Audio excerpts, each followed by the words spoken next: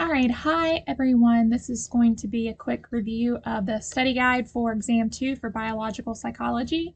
I do want to start off this video by saying that my husband and my kids are outside playing, but they are at home. So this is real life. I'm going to go ahead and apologize for whatever chaos you might hear in the background. So exam 2 is going to have the same format as exam 1. So there'll be multiple choice, true, false, and fill in the blank questions. They'll also be the same extra credit question that you saw for exam 1, so asking you to list things that you've learned in this section of the class that were not on the exam. So that'll be an option as well. So to go through this, chapter 4 was our discussion of neurochemistry, and it really boiled down to endogenous versus exogenous ligands. The first half of the chapter, we talked about endogenous ligands.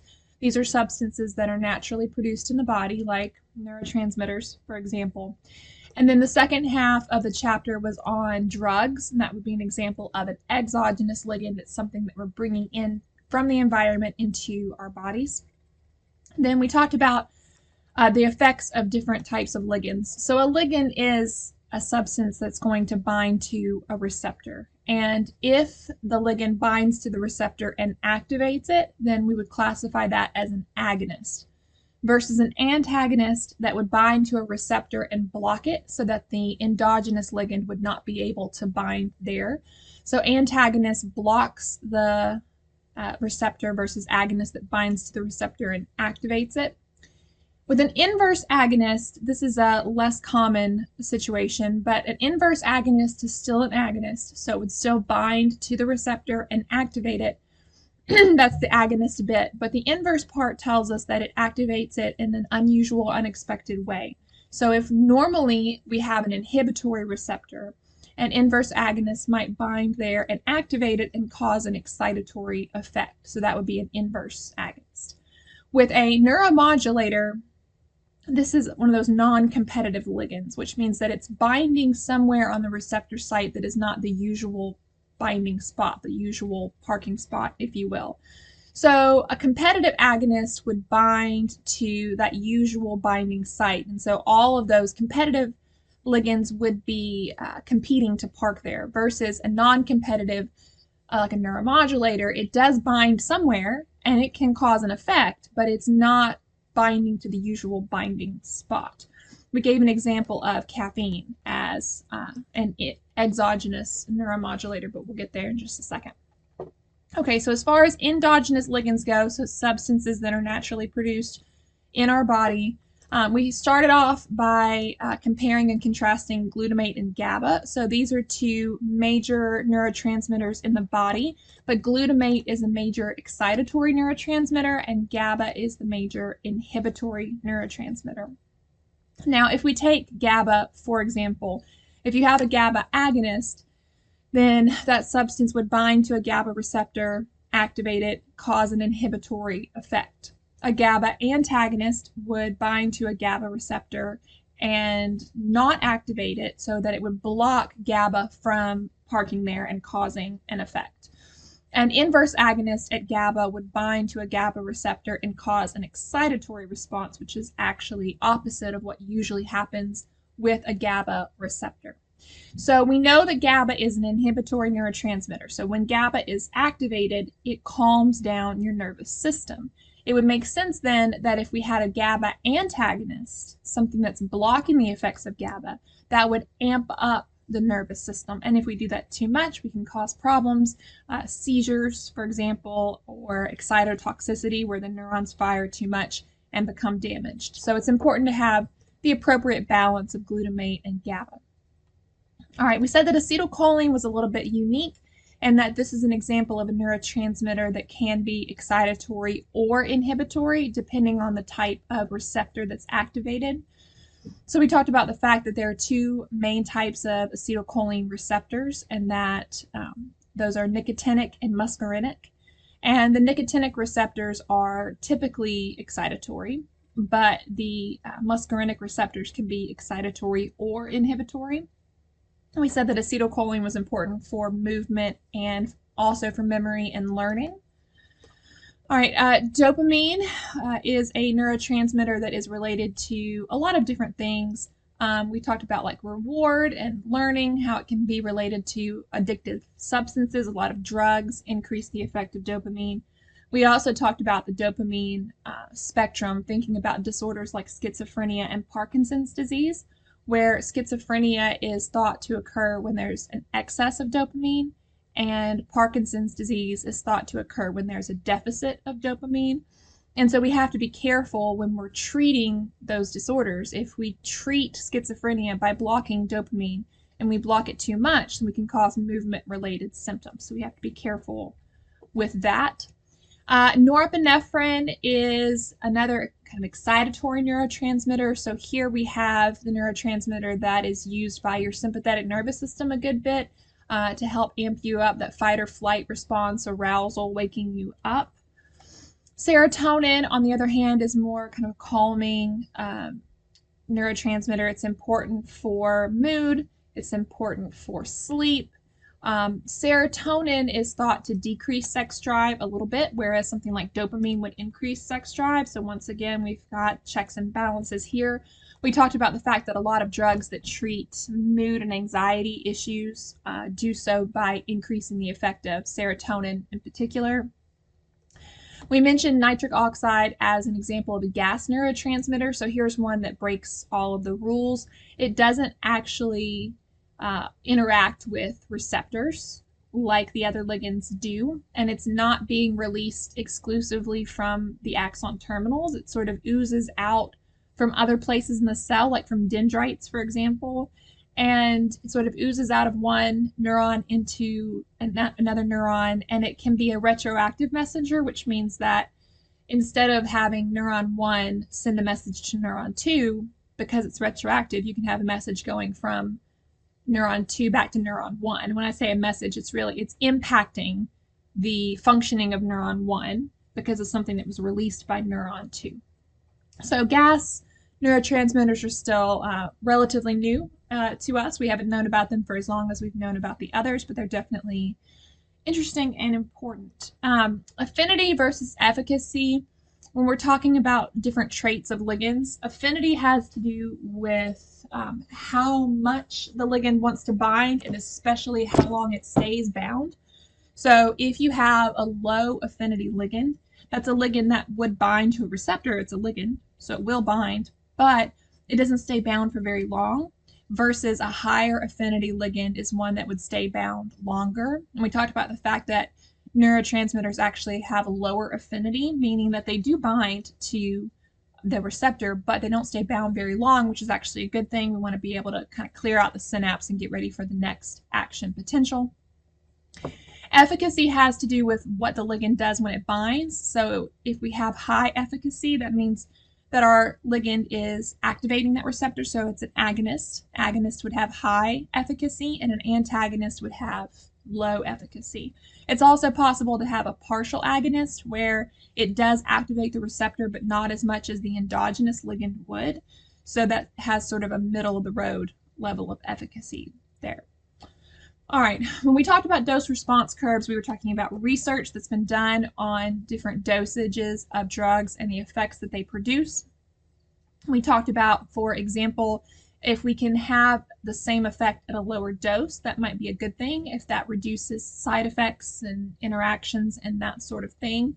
When you see LD50 and ED50, the 50 has to do with like 50% of people. So ED50 is the dose that is effective for about 50% of people. It's a good starting point when you're trying to figure out what dosage you're going to use in the beginning. And then if you don't get the effect that you need, you could increase the dose a little bit. Or if you have side effects, you could decrease the dose a little bit, but it's a starting point. LD50 is the dose at which about 50% of individuals would have like severe problems or potentially could be fatal. So of course we want to stay well away from that. One thing that we talked about was comparing the ED50 and the LD50 and wanting to make sure that they are as far apart from each other as possible, because it is possible that someone might accidentally or intentionally take too much of their medicine. So we would like to have a nice margin of error there so that if a person does take a little bit too much, that it doesn't cause any potential harm. Okay. Types of tolerance, we talked mainly about metabolic and functional tolerance. Metabolic has to do with your body getting better at metabolizing a drug the more exposure you have to that drug, versus functional tolerance is a change in the actual receptors themselves, making you more or less sensitive to a drug. For example, if you're using a dopamine agonist, then you're flooding your brain with dopamine to try to fight against that, to try to combat that, then your body might downregulate and get rid of some of those dopamine receptors, which then decreases that person's sensitivity to dopamine, which means they would need to use more of the drug to get the same effect. On the other hand, if you're using a dopamine antagonist, then you're not getting as much of an effect of dopamine as you used to, and therefore your brain may try to combat that by sprouting extra receptors, becoming more sensitive to the drug, and therefore upregulating the number of receptors. So the idea that your body is trying to fight against a drug. We talked about different routes of administration. The main thing I want you to think about here is how quickly they work and how addictive they are. So we said that if you get the reinforcement very quickly after using the drug, then that makes it more addictive. So injecting a drug directly into your central nervous system is going to be the fastest effect, but dangerous and not practical for a lot of situations. So in most situations, like an IV situation, injecting straight into a vein, that's going to give you a very quick effect. And that means that A, that could be a good thing if it's life-saving medication. You want to get it into your system quickly. But B, it is also more addictive. And then inhalation. Inhalation would not work as quickly as injecting it straight into your bloodstream, but it would still be faster than the oral route. Having a drug interact with your digestive system, whether you're eating it, drinking it, or using a suppository, those things would take a little bit longer. So because of that, they are less addictive. I'm not saying they're not addictive, but they're typically less addictive. And that also means that if a person takes an overdose orally, then we may be able to induce vomiting to get that back, for example. All right, so brief discussion of different types of drugs. We said that local anesthetics are a little bit unique among the other drugs that we talked about because they work at the sodium channels instead of in the synapse. Forgive me while I drink my caffeine while I'm recording this video. All right, so the way that local anesthetics work is that at your axon hillock, you have all the messages that are coming in, they're being integrated there. And if you get to threshold, -40, that causes action potential to occur because at -40, the voltage-gated sodium channels open, sodium rushes in, action potential happens. With local anesthetics, they block those sodium channels at the axon hillock and then down the nodes of Ron VA. So that prevents the sodium from rushing in. You get to -40, you're at threshold, but nothing happens because the sodium can't get in. So that causes you to not feel pain messages, for example, until that drug wears off. So local anesthetics don't directly happen in the synapse. The effect happens at the sodium channels. That's a little bit different from most of the other drugs. Caffeine works by blocking an endogenous substance, adenosine. So what's happening in an individual who's not using caffeine is that you have neurotransmitters like dopamine being released, and along with them you have adenosine. Adenosine is an endogenous neuromodulator, so it is a natural substance that binds to an unusual place. It doesn't bind to the usual receptor part of the molecule. So here we have adenosine binding to autoreceptors on the presynaptic membrane, so on the axon terminal. And when adenosine binds there, it tells that neuron, hey, there's dopamine in the synapse, we don't need any more. When you use caffeine, it works by blocking the effects of adenosine, by binding to those autoreceptors and not activating them, but blocking them so that the neuron is not sure how much of the neurotransmitter is in the synapse, so it pumps out more. Antipsychotics, we talked about first generation versus second generation. So with the first generation or the typical antipsychotics, these were drugs that were effective at treating positive symptoms of schizophrenia, things like hallucinations and delusions. but they were less helpful with negative symptoms, so like lack of motivation, lack of pleasure, that sort of thing. So also with those first generation antipsychotics, they tended to cause more movement related symptoms, side effects. So remember that the thought is that excess dopamine causes schizophrenia, so that we are blocking these dopamine receptors, and that does reduce some of the symptoms of schizophrenia. But if we block dopamine too much, we cause movement related issues. It's called tardive dyskinesia, but you don't need to know that now. We'll get into that later in the class. So then the second generation, or the atypical antipsychotics, were produced. They also work on dopamine, but they're a little bit less intense on the dopamine. They also work on serotonin as well. The second generation, or atypical antipsychotics, are thought to help more with negative symptoms than the typical or first generation do. That could be debated, but what we do know is that they do tend to be safer than the first generation, although there's still the risk of side effects there. With antidepressants, we talked about MAOIs, tricyclics, and SSRIs. So MAOIs blocked the enzyme that breaks down monoamines, things like dopamine, for example, serotonin, and that causes those monoamines to stay in the synapse longer and have more of an effect. But side effects of MAOIs, when you mess with enzymes, then that can cause dietary restrictions and problems.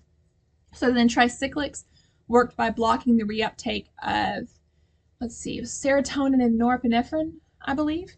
But the thing with those is that they are effective, but once again, they tend to have more side effects. So SSRIs are probably the drugs that you're most likely to be prescribed if you have mood or anxiety issues. And the reason for that is that they are relatively effective and also have fewer side effects. Not to say that they do have some, but they're fewer. But they work by blocking the reuptake of serotonin. Serotonin stays in the synapse longer, causes more of an effect. Anxiolytics are drugs that are intended to treat specifically anxiety. So we talked about benzodiazepines and barbiturates as examples of anxiolytics.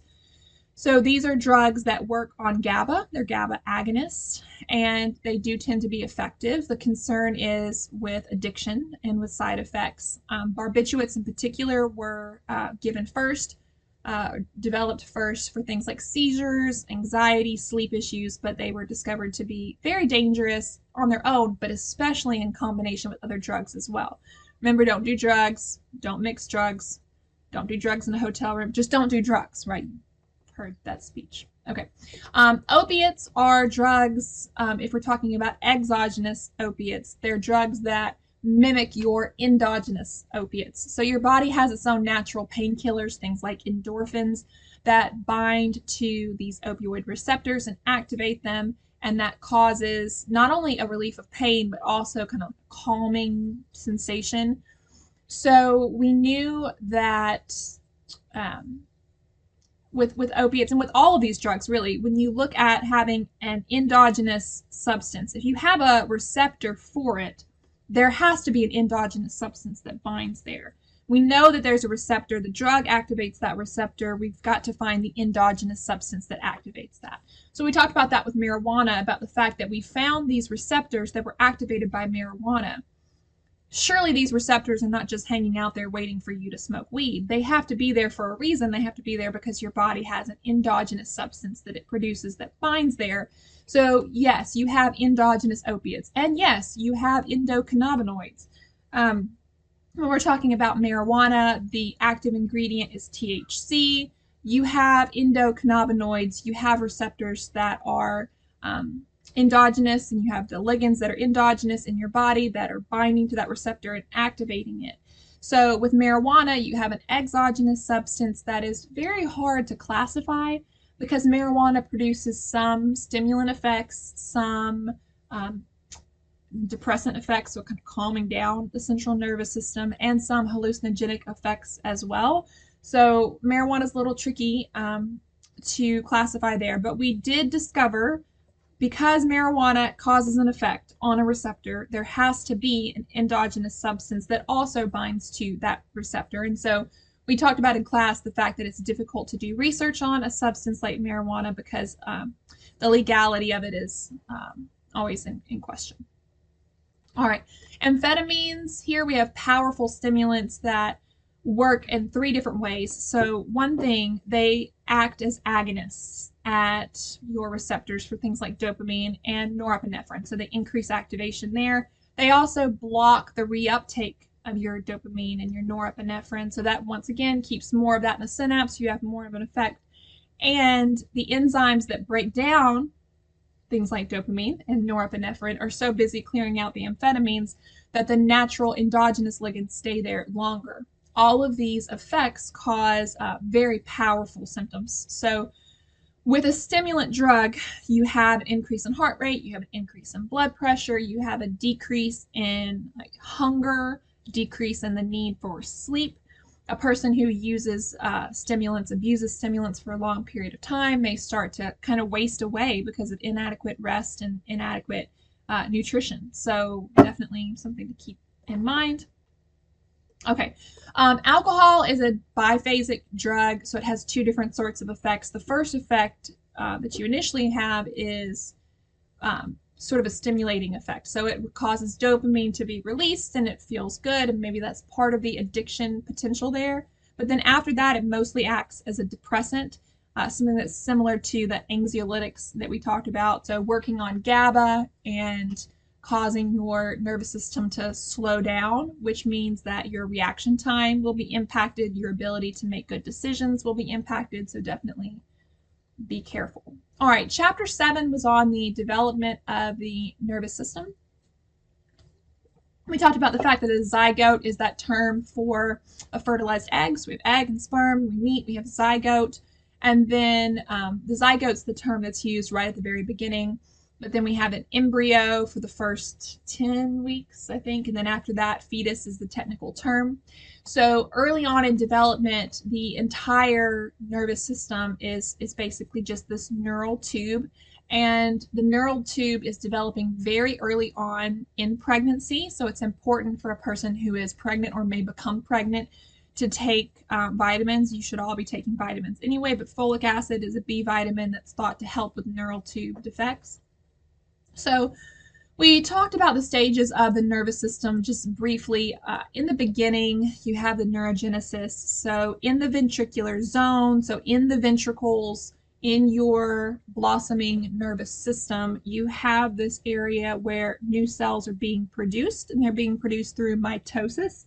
At this point, you have very generic stem cells, essentially, and they are dividing through mitosis. So you start off with a parent cell that then splits into 2 daughter cells, and the 2 daughter cells are genetically identical to each other and to the parent cell. And so those cells can continue to divide. Some cells will stay in the ventricular zone and divide so that there's more cells being produced, but some of those cells will migrate away. So cell migration is the moving from the ventricular zone to wherever the cell is needed. And we talked about radial glial cells. We had a picture essentially of a neuron sort of crawling along the radial glial cell from the ventricular zone to other parts of the brain. The cell adhesion molecules are attracting the cell. So other cells have already migrated and they have released these cell adhesion molecules, and that's attracting other cells. They want to come to that same location. Once the cells reach the appropriate location, then you have differentiation where they become the type of cell that is needed. Some of that is the cell autonomous. It's based off of the genetic information inside of the cell.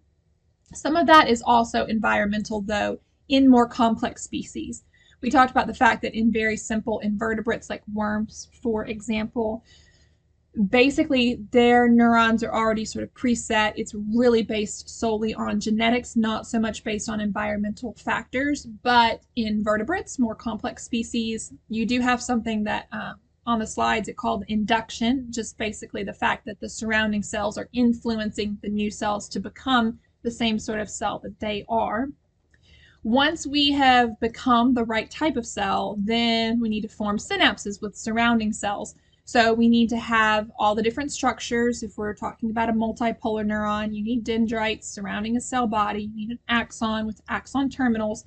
Once you have all those structures, then the neurons can start to communicate with each other. However, the next step is cell death because you start off with more cells than you need. And we talked about the fact that there's a limit to how large we want the brain to be. So with cell death, cells that are excess, that are not needed, activate death genes that causes calcium to come into the cell body, and that causes the release of Diablo. Diablo then binds to the inhibitors of apoptosis proteins.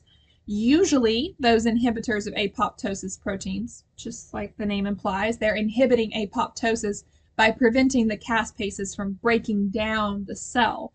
But now that the Diablo has inactivated the inhibitors of apoptosis proteins, the caspases can come in and cut the cell to pieces.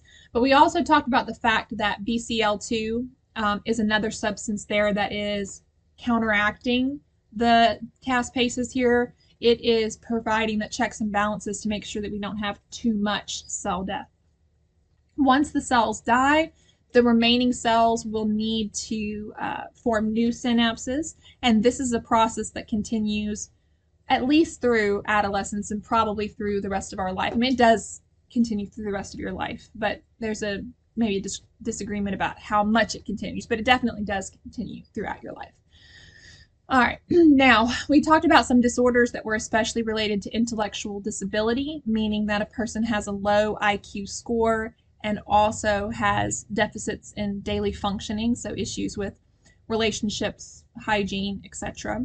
So one that we mentioned was fetal alcohol syndrome. This is the #1 preventable cause of intellectual disability. Don't miss this test question. There will be a test question that asks how much alcohol is safe to consume during pregnancy and breastfeeding, and the answer is none. And I want 100% of the class to get that question correct, okay?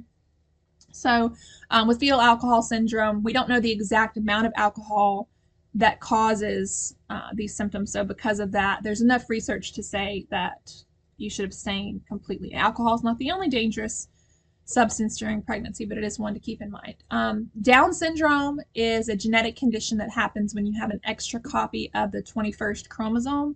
So typically we would have 46 chromosomes. We have 23 pairs of 46 total. But what happens here is that at that 21st pair, there's a third chromosome. That extra material causes the symptoms of Down syndrome, which include intellectual disability and some other physical features as well.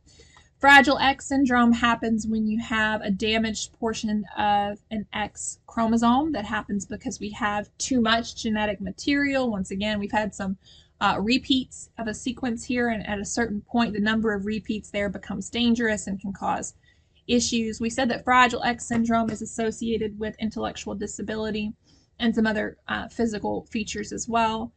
The thing about Fragile X syndrome is that if an individual has XY chromosomes, they only have the one X, and if the one X is damaged, that makes them more likely to have severe symptoms, versus if a female has, or if we have XX, which would be genetically female, that individual would have perhaps a healthy X to kind of compensate for the damaged X, which means that Fragile X syndrome is more common in males and more severe in males. All right. Phenylketonuria. This is a situation where a person is having trouble processing an amino acid that is found in foods, primarily in proteins. So phenylalanine is an amino acid that you get in foods with proteins and also like artificial sweeteners and things like that. So in this rare condition, the person's body is not able to break down the phenylalanine, and at a certain point it becomes toxic. It builds up in the person's system. So if a person has PKU and they recognize it right away, then there can be dietary changes that can prevent the person from having any issues. Because of that, there is a blood test that's given to all babies that are born in the hospital to check for PKU.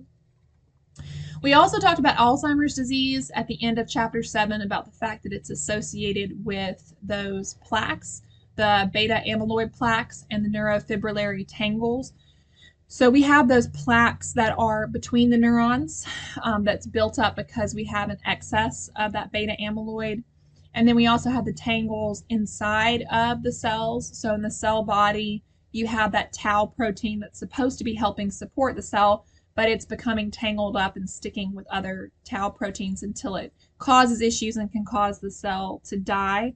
We said that Alzheimer's disease is an example of senile dementia. So this is where a person's having a major loss of cognitive function because of age. Alzheimer's is related to age, although it is possible for a person to have early onset Alzheimer's as well.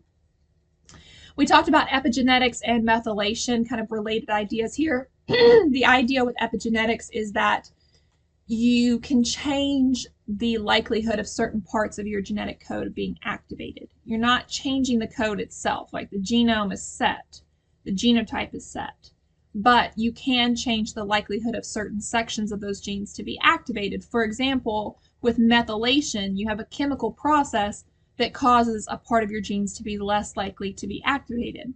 We talked about the fact that individuals, and this research has been conducted in rodents, but also supported with some human research as well, that individuals who have received like poor maternal care can go on to have this methylation process where the parts of their genes that help control stress don't work properly, and so they're overreactive to stress. So this is a situation where the genotype is not necessarily being changed, but the phenotype is being changed. Okay, chapter 12 on sexual activity. This is one that we've started. We haven't completely finished at the time that I'm recording this lecture. We're going to do a lot of this in class on Tuesday. Stages of reproductive behavior. We talked about the fact that you start off with sexual attraction, then appetitive behavior, so behaviors that make sexual activity more likely. Then you move into copulation, and then after that, post-copulatory behaviors. We said that hormones play a permissive role. In other words, you have to have a minimum number, a minimum amount of certain hormones in order to be able to engage in sexual activity. We talked about, for example, in animal research, when rodents have been castrated, they no longer showed interest in sexual activity. However, if you injected the rodent with testosterone, then they would have a brief activational effect, which just means that for a short amount of time, they would begin to show interest in sexual activity again until the influence of the testosterone wears off. So this tells us that a male needs a minimum level of testosterone in order to engage in sexual activity. However, as we're going to discuss, as long as that minimum level is there, then an individual should be able to engage in sexual activity. Increasing testosterone beyond that point may not actually be helpful when it comes to things like sex drive. All right, phases of sexual response we will discuss, where you have excitement, and then you have a plateau, and then orgasm, and then resolution, and about how this process is more similar amongst males. There's more of a variety of sexual responses amongst females. We also talked about the fact that males have a refractory period when they're not able to engage in sexual activity for a certain amount of time after the sexual activity is ended. Okay. Process of sexual differentiation. The reason this is highlighted is because this is where the fill-in-the-blank questions are going to come from. So I'm actually going to pull this up, and we're going to have this in class on Tuesday. So when we're talking about the process of sexual differentiation, and we will get into more detail on Tuesday, but this is just kind of a review. When you look at genetic sex, that has to do with the chromosomes. So a genetic male would have XY chromosomes, a genetic female would have XX chromosomes. Those chromosomes sort of set the stage for the process that's going to happen throughout prenatal development. So for an individual who has XY chromosomes, that means that they have a portion of the Y chromosome called the SRY gene. If the SRY gene is expressed, then it causes the indifferent gonads to develop into testes. So we'll talk about this in class, but an individual has in the beginning all the parts necessary to become male or female. And so here it is the influence of the SRY gene that causes the indifferent gonads to develop into testes. The testes then produce testosterone and anti-Mullerian hormone. The testosterone causes the Wolffian system to develop. This is the male internal tubing system. And the anti-Mullerian hormone, just as the name implies, it causes the Mullerian system to fade away so that the individual does not have the Mullerian system, does have the Wolffian system. And then also, because testosterone is being produced in the testes, that then causes the external genitalia to develop, because that testosterone then interacts with something called 5-alpha reductase and causes that testosterone, some of it, to be changed into a more powerful form of testosterone, this dihydrotestosterone. Is that right? I think that's right. Anyway, DHT, that then causes the external genitalia to turn into a penis and a scrotum. Okay, so basically the SRY gene causes the gonads to become testes, which causes testosterone to be produced, which causes the internal system to become masculine and the external system to become masculine. And the anti-Mullerian hormone causes that female Mullerian hormone to regress or to fade away. On the other hand, if an individual has XX chromosomes, then that individual does not have the SRY gene, which means that the indifferent gonads do not turn into testes, they become ovaries. Essentially, the human body is by default female, and then it is acted upon by testosterone to develop the male characteristics. So without the SRY gene, the indifferent gonads become ovaries. The ovaries don't do a whole lot at this point for hormones. So because there is no testosterone, the Wolffian system fades away. And because there is no anti-Mullerian hormone to stop the Mullerian system forms. So here we have the female internal structures and the female external structures are happening because of an absence of male sex hormones. So that's the 5-minute version of what you guys will get in class on Tuesday. But when we talk about genetic sex, we're talking about XX versus XY. Gonadal sex has to do with testes versus ovaries. And then phenotypic sex has to do with like external structures like penis versus vagina. Okay. All right, now there are issues that can come up with sexual development. We'll get into these briefly on Tuesday. With Turner syndrome, this is where a person only has one sex chromosome. So instead of having XX or XY, the person has a single X. It's not possible for a person to survive with a single Y, but it is possible for a person to have a single X. In that situation, the person would have female characteristics because there is no SRY gene to lead to testes, to lead to testosterone. But because there is a decrease in the genetic material, this individual might have a variety of problems, intellectual disability, infertility being among those. With congenital adrenal hyperplasia, the basic idea here is that an individual has XX chromosomes, so genetically female, and because there is no SRY gene, then the indifferent gonads develop into ovaries, and so far everything is progressing as expected. But what happens here is that the adrenal glands produce androgens, produce male sex hormones, when they're supposed to be producing corticosteroids. So that early on in development, this individual is being exposed to androgens, not to testosterone that's coming from testes. This individual has ovaries. And probably pretty functioning ovaries, but the problem is that the individual's been exposed to androgens from the adrenal glands, and that causes an intersex appearance of the external genitalia and can also cause other problems as well. It's a spectrum here as far as how significant the effects are depending on how much androgen the individual was exposed to, but does cause an intersex appearance there. With androgen insensitivity syndrome, this happens with individuals who have XY chromosomes, so genetically male. But what happens is that the androgen receptors are not working appropriately. So XY chromosomes means we have an SRY gene.